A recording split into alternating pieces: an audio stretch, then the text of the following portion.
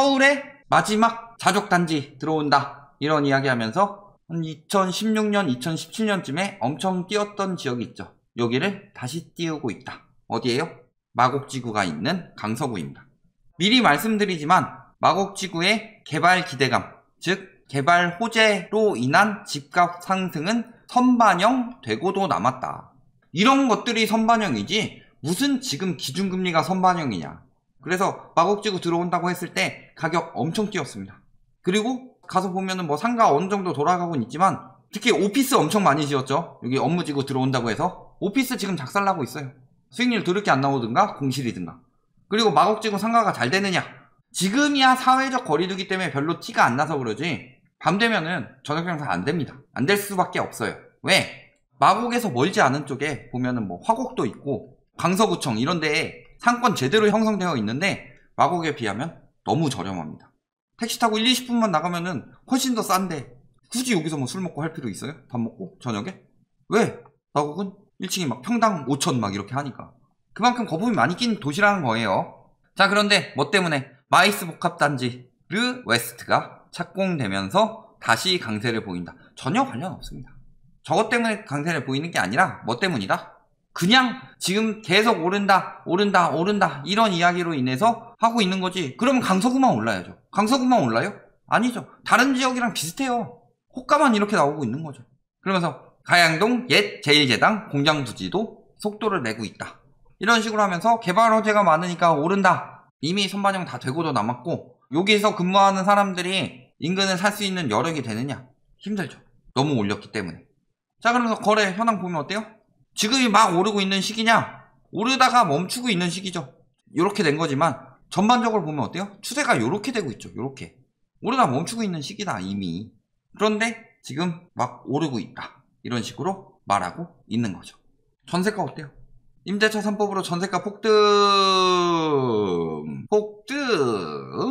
폭등? 막판 거래 한 건 된 것만 고가 거래된 거지. 전반적으로 요즘 고점 찍다가 전반적으로 떨어지고 있는 추세죠. 전세가가 올라간다. 말이 안 되죠. 강서구는 집값이 어떻게 쪘느냐? 마곡지구 들어온다고 해서 일단 엠벨리 제외하고 등촌, 그 다음에 가양, 방화, 그 다음에 뭐 인근에 뭐 화곡이나 이런 데로 막 퍼져나갔다. 그래서 보면은 뭐가 인기가 있느냐? 다 이런 것들이에요. 당시에 뭐 재건축 아파트로 같은 거 아닙니다. 오래됐고 작아요. 갭투기가 용이했다. 그런데 지금 갭투기가 용이하느냐? 아니 매매가는 저렇게 올렸는데 3, 4억에서 6억까지 올렸죠. 근데 전세가는 이때 잠깐 반짝한 거 말고 전반적으로 2억 수준이죠. 오르지 않고 있습니다. 갭이 줄지 않고 있어요. 여기도 마찬가지죠. 3억 수준인데 가격만 한 5억에서 8억까지 올렸다. 여기도 가격만 한 4억 수준에서 한 7억 가까이까지 올렸는데 전세가는 오르지 않고 있다. 갭이 계속 벌어지는데 누가 사줄까요?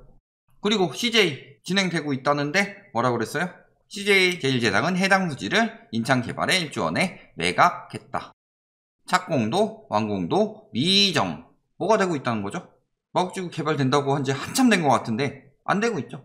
그리고 저렇게 막 근처 가격 다 올려놓고 땅값 올려놓으면은 부담돼서 못 들어와요. 업체들도. 대기업이니까 계산 안 하고 들어올 것 같아요. 삼성이 왜 저기 평택에다 갖다 짓고 있는데 비싸니까 그런 거 아니에요. 효율이 안 나는데 부동산으로 장사질 할 거 아니면. 근데 몰린답니다. 노원, 구로, 강서에 몰린 2030 영끌 비중 늘었다. 또 퍼센트 나왔습니다. 그놈의 비중. 2030이 매수, 성동 강서는 절반 육박이다. 자, 그런데 자 노원, 구로, 강서의 특징. 노원, 구로, 강서는 서울 중심지입니다. 서울 외곽 중에서 중심지입니다. 서부의 중심지는 강서. 왜냐면은 지금 마곡지구 이야기 때문에. 그리고 노원은 뭐 말할 것도 없이 학군, 교통 이런 것들 갖춰져 있고. 그래서 노도강 할 때 노원. 그 다음에 강서 인근에는 강서 양천이죠. 그 중에서 강서. 양천은 목동 학군 빼고는 없다. 그리고 구로는 뭐 저기 디지털 단지. 그래서 여기 들어가고 있는 게 뭐예요? 서울 아파트 끝물 시장이다. 그리고 2030 매수 비중, 자꾸 비중 이야기하는데 성동구는 진짜로 부자 2세. 부자 2세들이 어디로 많이 가느냐? 그때 마용성 이야기할 때 부잣집 2세들이 용성으로 많이 가더라. 결혼하고. 왜냐면 한강이 이렇게 있는데 강남에서 한강 보고 싶은 거 좋죠? 그런데 문제 뭐예요? 여기 시부모들이 살더라. 그러니까 이쪽에다가 2세들 집 마련해 주는 거다. 그 정도죠. 그래서 2030 매수 비중 높아졌다. 2030 매수 비중이 높아졌다는 거는 크게 두 가지죠. 첫 번째, 차명 매수가 늘었다. 증여성 거래라는 거죠. 두 번째는 또 뭐예요? 그만큼 부동산 시장을 오래 겪어온 40대 이상이 안 산다. 자, 노원 구로 강서에다가 2030 매수가 높아졌다? 끝물 신호입니다. 자, 인기 없어 미분양 속출했었는데 마곡 아파트 이럴 줄은. 이런 식으로 이야기하죠. 마곡까지 번진 거예요. 왜? 그때 마곡이랑 싸웠던 데가 어디냐, 초창기에. 내곡, 세곡. 강남 쪽이죠? 그 다음에 또 싸웠던 게 뭐예요? 위례. 동식 분양할 때 싸우던 애들이 이런 애들이니까 마곡지구는 호재가 넘치고요. 대단하고요. LG 사이언스 들어와서 다 띄울 거고요. 막 하면서 계속 오른다 라고 이야기하는데 업계에서 웬만하면 뜬다 그러죠. 업계에서도 얘기를 못한다. 왜? 기업 입주율이 5, 60%밖에 안 되니까. 지은 지 얼마나 됐는데. 마곡 가보세요. 거의 다 지어졌지. 근데 입주는 요거밖에 안 되죠. 교통편이 좋냐? 5호선 9호선 다니죠.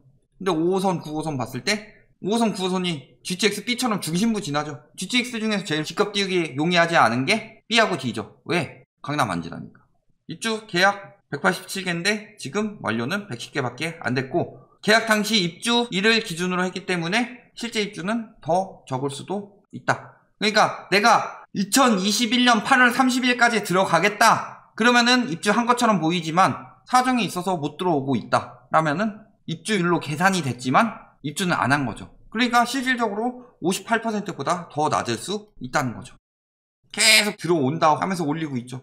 전세가 같이 끌어올리려고 하고 있는데 이거 지수는 계속 이렇게 나오는데 왜 전세가 이 모양이에요? 외진 매매 거래량 슬슬 늘고 있습니다. 법인들은 열심히 팔고 있고. 매매 거래량 어때요? 약속에 6월에 잠깐 감소했다가 7월에 엄청 늘었다고 하죠. 그리고 8월 거래량 보세요. 8월 거래량 이 정도면 역대 최저 나올 수 있습니다. 4월 반토막도 안 되죠. 6월은 말할 것도 없고. 화곡동, 등촌동 가격 이렇게 올리고 있어요. 여기 예전에 피지수첩에 한번 나왔었는데 분여에 담합해가지고 집값 띄우던 그 단지 7억 거래되던 게 12억 거래된다는 게 말이 돼요? 서울에서도 이렇게 거품 꼈다. 예전에 버블7은 어떻게 됐는지 다 아시죠? 근데 지금은 버블7이 아니라 버블 전국이죠. 그러면 그만큼 다 꺼질 거다. 얼마나 위험해질까요? 지금 다 이만큼씩 거품 꼈는데. 특히 이 단지는 조작이 굉장히 많아요. 요거 특수거래라고 우기겠죠? 요거 제외하고 봅시다. 어떻게 오르고 있어요? 매달. 조작질일 가능성 굉장히 높습니다. 저 단지는 선례가 있기 때문에 의심을 할 수밖에 없어요. 그리고 차근차근 오르는 것도 아니고 이때 거래 많을 때 오르는 것보다 한 건 한 건 거래해가지고 1억씩 올리고 있다. 말이 안 되죠. 전세가 어때요? 전세가 급등. 얘만 특수거래죠? 급등. 전세가 급등 중이에요. 결국에 뭐 그렇게 몇 억씩 올린다 하고 있는데 다 결국엔 수렴하게 돼 있죠. 근데 매물은 엄청 많이 빠졌습니다. 열심히 팔고 있다는 거죠. 전세 월세 다 줄고 있다. 갭투기 많이 들어가고 있고. 근데 매매랑 전세 같이 줄어드는 것 중에서 어떤 것들이 있느냐? 매매랑 전세랑 같이 줄었다는 건 갭투기가 많이 들어갔을 수도 있다는 거죠. 그리고 그만큼 갭투기가 많다. 민간은 적게, 공공은 많이 추산하고 있죠. 갭투기에 대해서. 그렇다는 것은 저기 7.4%가 나왔다는 게 7.4%만 갭투기일 리는 없고 거래량 많은 단지들이 다 갭투기예요. 누가 저기 방화 3구 이런데 실거주로 들어가요. 다 갭투기지. 아는 사람들은 다 아는데. 인구는 빠지고 있습니다. 어디로 많이 빠져요? 김포, 고양. 중심부에서 외곽지로 밀려나고 있는 젠트리피케이션 현상이 일어나고 있다. 그렇기 때문에 전세가든 매매가든 올릴 수 있는데 떨어지기 시작하면 반대로 역으로 나타나게 되죠. 그렇다면 어떻게 되느냐? 외곽부터 박살나는 거다. 강서에서 고양 가고 고양에서 파주 간 거예요. 직접 가는 것보다. 그리고 강서에서 김포 가고 이쪽으로 계속 점점 더 밀려나고 있는 거죠. 나중에 떨어지기 시작하면 중심부부터 떨어지게 되고 그러면은 계속 밀려가면서 점점 더 박살나게 된다. 지금은 레지던스 이야기하고 있습니다. 레지던스 뭐예요? 오피스텔과 수익형 호텔의 중간형 모델이다 라고 홍보를 하는 것이 레지던스입니다. 그래서 두 개의 장점을 모두 따왔다. 그래서 오피스텔처럼 장기 거주 가능하고 호텔처럼 쓸 수도 있다. 레지던스의 장점. 그런데 문제는 레지던스는 겉보기에는 오피스텔이랑 더 비슷해 보일 수 있는데 법적인 문제상 수익형 호텔에 더 가깝다. 그렇다면은 저희가 사지 말라는 부동산 세 가지 이야기했었죠. 기획부동산, 지역주택조합, 그 다음에 수익형 호텔. 그런데 레지던스는 뭐다? 거의 수익형 호텔이다. 전입신고가 안 되기 때문에. 자, 그래서 레지던스 사는 거 망하러 가는 지름길입니다. 물론 저게 오피스텔처럼 살 수도 있지만 전입신고가 안 되니까 주거용으로 쓰기 굉장히 불편하죠. 그렇다고 호텔로 살기에는 호텔처럼 이용하는 사람들이 얼마나 많겠느냐. 그런데 경쟁률은 6,000대 1을 넘었답니다. 그러면서 뭐라 그래요? 수천만 원 붙여 전매할 수 있다. 근데 전매하면 뭐예요? 레지던스 왜 사요? 수익 내려고. 수익 날까요? 지금 뭐 산다고요? 아파트는 비싸 못 사겠고 2030 빌라 단독주택 몰려간다. 단독주택 개뿔. 서울의 단독주택은 아파트보다 더 비싸죠. 2030 빌라 몰려가느냐? 바지 사장. 나중에 내 집 마련 포기하고 그냥 돈만 번다는 생각으로 받아주기만 하면 뭐예요? 건당 몇백씩 받는데. 그리고 깡통 전세 주의보. 그런데 뭐 때문이다? 전세로 몰려서. 자, 미리 말씀드리지만 매매하지 말고 전세 살아라. 그리고 월세보다 전세가 유리할 경우는 전세 살라고 많이 말씀드렸는데 강서구는 빌라 전세를 살 생각을 거의 버리셔야 됩니다. 그 빌라 주인이 집이 한 채밖에 없다. 전세 보증보험이 가입이 된다. 그런 거라면 모를까? 바지 사장 천국이에요. 전세금 떼입니다. 강서구가 제일 심해요. 세무녀, 전세 사기, 후폭풍, 빌라 경매. 앞으로 빌라 경매 계속 나올 겁니다.